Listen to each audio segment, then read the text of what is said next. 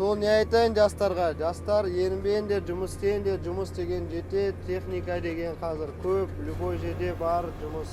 Как минимум, допустим, мен жаздың кезінде жолда істедім, мен сағатына, допустим, 10 мың 8 мыңнан істедім. Бір жыл 8 мыңнан істедім, күніне 10 сағат істейсің, 80 мың теңге.